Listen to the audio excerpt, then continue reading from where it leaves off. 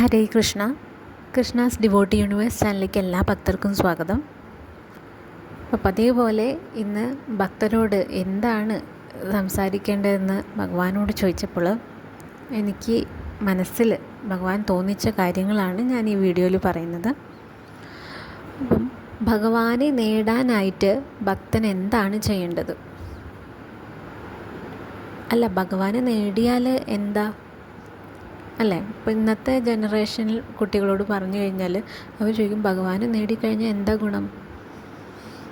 അപ്പം ഞാൻ പറയാണ്, ഭഗവാനെ നേടിക്കഴിഞ്ഞാൽ എന്താണ് ഗുണമില്ലാത്തത്? എന്താണ് നിങ്ങൾക്ക് കിട്ടാത്തത്? എല്ലാം കിട്ടും. അതായത് ഭഗവാനെ നേടിയെന്ന് വെച്ചാൽ നമ്മുടെ ഈ ജന്മത്തിൻ്റെ പുണ്യം, ജന്മസാഫല്യമാണ്. അതിനപ്പുറം നമുക്ക് ഈ ജന്മത്തിൽ ഒന്നും നേടാനില്ല അല്ലേ? അപ്പം നമ്മുടെ കുഞ്ഞുമക്കളെ ഇത് പറഞ്ഞ് പഠിപ്പിക്കണം. കാരണം ഇന്നത്തെ ഈ ജനറേഷന് അതിൻ്റെ മൂല്യങ്ങളൊക്കെ നഷ്ടപ്പെട്ടു കൊണ്ടിരിക്കുകയാണ്. അപ്പോൾ അതെല്ലാം അവരും അറിയാനും ആസ്വദിക്കാനും ജീവിതത്തിലെ പല പല ഘട്ടങ്ങളിൽ പിടിച്ചു നിൽക്കാനാവാതെ അവർ ആകെ വലഞ്ഞു പോവാതിരിക്കാനൊക്കെ വേണ്ടിയിട്ട് കൃഷ്ണാവബോധം അവരെ സഹായിക്കും. അപ്പം കൃഷ്ണനെ നേടാനായിട്ട് 3 കാര്യങ്ങളാണ് ശ്രദ്ധിക്കേണ്ടത്. അപ്പം ആദ്യത്തെ കാര്യം എന്താ?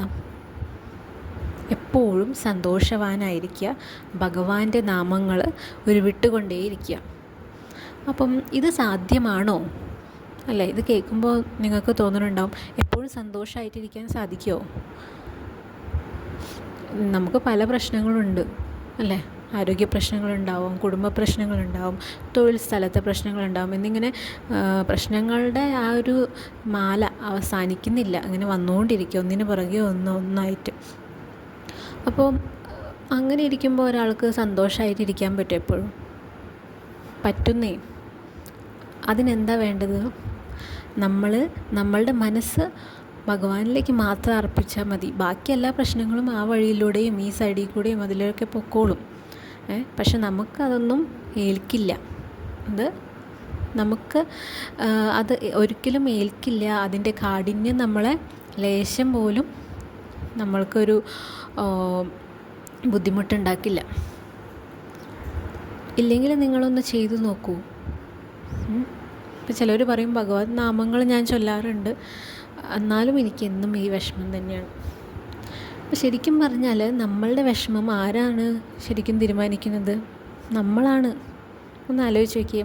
ഇപ്പോൾ ആരെങ്കിലും നിങ്ങളെ വേദനിപ്പിച്ചു, അത് വേദനിക്കണോ വേണ്ടേ എന്ന് തീരുമാനിക്കേണ്ടത് നിങ്ങളാണ്. മറ്റുള്ളവരെന്ത് പറഞ്ഞാലും അതെന്നെ ബാധിക്കുന്നില്ല എന്ന് നിങ്ങളോട് തന്നെ പറഞ്ഞുകൊണ്ടിരുന്നാൽ ഒരു ദിവസം നിങ്ങൾക്ക് ബാക്കിയുള്ളവർ പറയുന്നതോ അല്ലെങ്കിൽ നമ്മളെ ഹേർട്ട് ചെയ്യുന്ന രീതിയിൽ എന്തെങ്കിലും പറഞ്ഞാലും നമുക്കത് വലിയ കാര്യമായിട്ട് തോന്നില്ല. നമ്മളുടെ കാര്യങ്ങൾ ചെയ്തുകൊണ്ടിരിക്കുക, നമ്മളുടെ കർത്തവ്യങ്ങൾ ചെയ്തുകൊണ്ടിരിക്കുക. നിങ്ങളുടെ ജോലി എന്താണോ അത് പൂർണ്ണമായും അതിൽ തന്നെ മുഴുകിയിരിക്കുക. അത് ഭഗവാന് വേണ്ടി സമർപ്പിച്ചുകൊണ്ട് ചെയ്യുക. അത്രേ ചെയ്താൽ മതി. അപ്പം ആ സമയത്ത് ഭഗവാൻ നാമം ഒരു പ്രാവശ്യമെങ്കിലും ഉച്ചരിച്ച് കഴിഞ്ഞാൽ അതും നമ്മുടെ ജന്മപുണ്യമാണ്. അപ്പോൾ ആ രീതിയിലാണ് നമ്മൾ എപ്പോഴും സന്തോഷവാനായിട്ടിരിക്കാൻ ശ്രമിക്കേണ്ടത്. ഇനി രണ്ടാമത്തെ കാര്യം എന്ന് പറയുന്നത്, നമ്മൾ കർമ്മം ചെയ്യുക, അതിൻ്റെ ഫലത്തിൽ പ്രതീക്ഷ വയ്ക്കരുത്.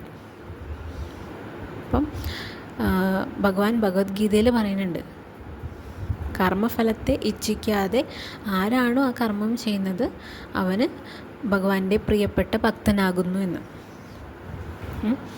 അപ്പം കർമ്മങ്ങൾ ചെയ്യുമ്പോൾ നമ്മൾ ഓരോരുത്തർക്കും ഓരോ കർമ്മങ്ങളുണ്ട് ഈ ജന്മത്തിൽ. അപ്പോൾ അത് കണ്ടുപിടിച്ച് അത് നമ്മൾ ഈ പ്രപഞ്ചത്തിനോട് ചേർന്ന് നിന്നുകൊണ്ട് ചെയ്യാനാണ് ഭഗവാൻ നമ്മളോട് പറയുന്നത്. പക്ഷെ പലപ്പോഴും ഭൗതികമായിട്ടുള്ള മറ്റു നേട്ടങ്ങൾക്കായിട്ട് എല്ലാവരും നെട്ടോട്ടം. പക്ഷെ അതിൻ്റെ ആവശ്യമുണ്ടോ? ആവശ്യമില്ല. കാരണം എവിടെയാണോ ഭഗവാനുള്ളത് അവിടെ ലക്ഷ്മി ദേവി ഉണ്ടാവും. അപ്പോൾ ഭഗവാനെ ആരാണോ മുറുകെ പിടിച്ചിരിക്കുന്നത്, അല്ലെങ്കിൽ ഏതെല്ലാം കാര്യങ്ങളാണോ ഒരാൾ ഭഗവാന് സമർപ്പിച്ച് ചെയ്യുന്നത്, അവിടെ ഭഗവാനും എത്തും, കൂടെ ലക്ഷ്മി ദേവി ഉണ്ടാവും. അപ്പോൾ ഞാൻ പറഞ്ഞത് മനസ്സിലായെന്ന് വിചാരിക്കുന്നു. അതായത് നിങ്ങൾ എപ്പോഴാണോ മുഴുവനായിട്ടും ഭഗവാനിലേക്ക് അർപ്പിക്കുന്നത്, ആ സമയത്ത് ബാക്കിയുള്ള ഭൗതിക ആവശ്യങ്ങൾ, നിങ്ങളുടെ ഭൗതിക നേട്ടങ്ങൾ, അതായത് സ്ഥാനമാനങ്ങൾ, ധനം, തൊഴിൽ, ആരോഗ്യം, അങ്ങനെ ബന്ധങ്ങൾ, ഇതെല്ലാം തന്നെ നിങ്ങളെ തേടിയെത്തും. അതല്ല മറിച്ച് ഈ ഭൗതിക നേട്ടങ്ങൾക്ക് വേണ്ടി നിങ്ങൾ ഭഗവാനോട് പ്രാർത്ഥിക്കുകയാണെങ്കിൽ ഒരു പക്ഷേ 1 2 ഒക്കെ നമ്മളുടെ ഇതിൽ സാധിച്ചു കിട്ടുമായിരിക്കും. ചിലപ്പോൾ ആ ഭൗതിക നേട്ടങ്ങൾ കിട്ടിയെന്നും വരില്ല.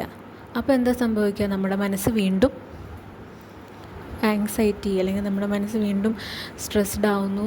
നമുക്ക് പതുക്കെ നമുക്ക് കൃഷ്ണനിലോ വിശ്വാസം നഷ്ടപ്പെടുന്നു. പിന്നെ നമ്മൾ നിരീശ്വരവാദികളാവുന്നു. അങ്ങനെ വലിയ വിശ്വാസമൊന്നും ഇല്ലാണ്ടാവുന്നു. അങ്ങനെയാണ് ചിലർ ഭക്തി മാർഗത്തിൽ നിന്ന് വിട്ടുപോകുന്നത്. അപ്പം അങ്ങനെയും ചിലരുണ്ട്. എന്നാൽ ഭഗവാന്റെ പൂർണ്ണമായിട്ടും വിശ്വസിച്ച ഭക്തന്മാരെന്താ ചെയ്യാമെന്നറിയോ?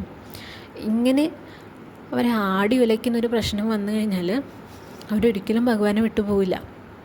അവർ വീണ്ടും ചേർത്ത് പിടിക്കും. അപ്പോൾ അതുകൊണ്ട് എന്താ ഉണ്ടാവുക? അവരുടെ മനസ്സിന് ബലം കൂടും, മനോബലം കൂടും. അതോടൊപ്പം തന്നെ പതുക്കെ അവരെ കാത്തിരിക്കുന്ന ആപത്തുകളുടെ കാഠിന്യം കുറഞ്ഞു വരും. അപ്പോൾ ഭഗവത് ഭക്തന്മാർക്ക് ആപത്തുകൾ ഉണ്ടാവുമെന്ന് ചോദിച്ചു കഴിഞ്ഞാൽ അത് നമ്മളുടെ ഓരോരുത്തരുടെയും കർമ്മ അനുസരിച്ചിട്ടിരിക്കും.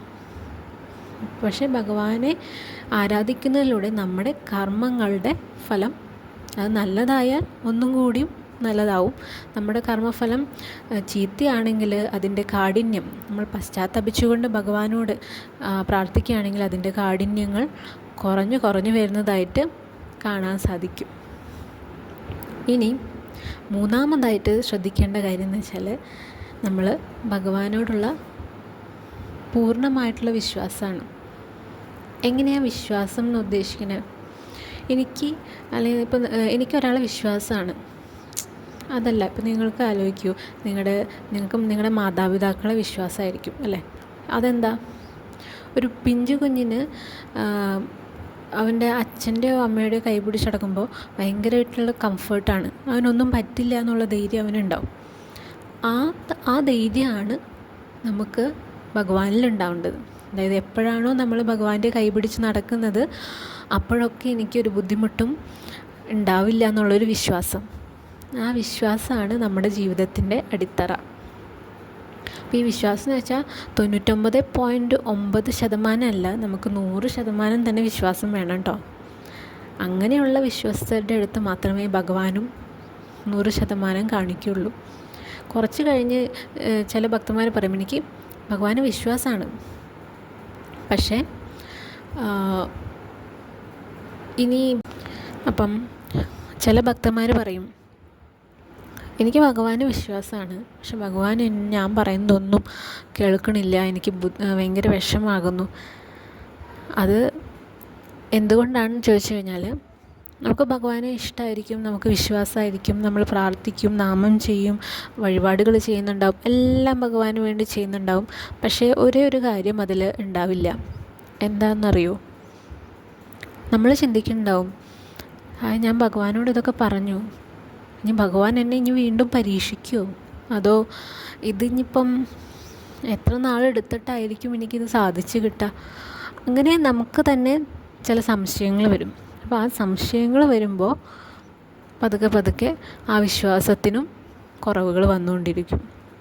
അപ്പോൾ നമ്മുടെ വിശ്വാസമാണ് നമ്മളെ ഭഗവാനിലേക്ക് അടുപ്പിക്കുന്നത്. തീർച്ചയായിട്ടും നിങ്ങൾ വിശ്വസിച്ച് നോക്കൂ, ഭഗവാൻ നിങ്ങളുടെ കൂടെ തന്നെ ഉണ്ടാവും. അനുഭവങ്ങൾ ധാരാളമുള്ള ഭക്തരുണ്ട്, എനിക്കറിയാം. അപ്പം എല്ലാ കൃഷ്ണഭക്തന്മാരും അനുഗ്രഹീതരാണ്. കാരണം ഭഗവാനെ കൂടെ കിട്ടിയ ആത്മാക്കളാണ്, ദിവ്യ ആത്മാക്കളാണ് എല്ലാ കൃഷ്ണഭക്തന്മാരും. അപ്പം നമുക്കറിയാം, പൂന്താനായാലും കുറൂരമ്മയായാലും മഞ്ജുള, അതുപോലെ ഭഗവാന്റെ പ്രിയപ്പെട്ട സുഹൃത്തായ കുചേലൻ, അല്ലേ? എത്ര ഉദാഹരണങ്ങൾ നമുക്കറിയാം. ഇവരെല്ലാം എന്തുകൊണ്ടാണ് ഭഗവാനെ കണ്ടത്? ഭഗവാനിൽ അത്രയ്ക്കും കളങ്കമില്ലാത്ത സ്നേഹം, വിശ്വാസം ഉണ്ടായിരുന്നു. അപ്പം ഇനി നമുക്ക് വേണ്ടത് എന്താ? നമുക്കും ഇങ്ങനെയുള്ളൊരു വിശ്വാസം ഭഗവാനിൽ നേടിയെടുക്കണം. അതാണ് നമ്മളുടെ ഈ ജന്മാഭിലാഷം എന്ന രീതിയിൽ പ്രവർത്തിക്കുക. അപ്പം ഈ 3 കാര്യങ്ങളാണ് ഭഗവാനെ നേടാനായിട്ട് ശ്രദ്ധിക്കേണ്ടത്. വഴിപാടുകൾ ചെയ്യാം, പക്ഷേ നമുക്ക് ഞാൻ പറയുകയാണെങ്കിൽ പൂർണ്ണ ഭക്തിയോടുകൂടി ഭക്തൻ ഒരു തുളസി ഇല സമർപ്പിച്ചാൽ ഭഗവാൻ അതിലായിരിക്കും കൂടുതൽ തൃപ്തനാവുക. മറ്റ് ദ്രവ്യാർപ്പണത്തേക്കാൾ കൂടുതൽ ഭഗവാൻ ഇഷ്ടം ആ ഭക്തൻ്റെ മനസ്സാകുന്ന താമരയിൽ ഇരിക്കാനാണ്. അപ്പോൾ എല്ലാ ഭക്തനും ശ്രദ്ധിക്കുക, നമ്മുടെ ഉള്ളിൽ ഓരോ ഉണ്ണിക്കണ്ണൻ ഒളിഞ്ഞിരിക്കുന്നുണ്ട്. ആ ഉണ്ണിക്കണ്ണനോട് ദിവസവും സംസാരിക്കാൻ നോക്കാം. ജപം ചെയ്തതിന് ശേഷം ഭഗവാനോട് സംസാരിക്കാൻ നോക്കുക. അതാണ് ഭഗവാന് ഏറ്റവും പ്രിയപ്പെട്ടത്. അപ്പം നിങ്ങളെ ഉലയ്ക്കുന്ന പ്രശ്നങ്ങളുണ്ടെങ്കിൽ അത് നേരിട്ട് ഭഗവാനോട് ചോദിക്കുക. ഭഗവാൻ അത് ഏതെങ്കിലും രീതിയിൽ നിങ്ങൾക്ക് മറുപടി തരും. അപ്പം ഇന്നത്തെ വീഡിയോ ഇഷ്ടമായെങ്കിൽ നിങ്ങളുടെ പ്രിയപ്പെട്ടവർക്കിത് ഷെയർ ചെയ്യുക, ലൈക്ക് ചെയ്യുക, സബ്സ്ക്രൈബ് ചെയ്യുക. എല്ലാവരെയും ഭഗവാൻ അനുഗ്രഹിക്കട്ടെ. സർവം കൃഷ്ണാർപ്പണമസ്തു. ഹരേ കൃഷ്ണ.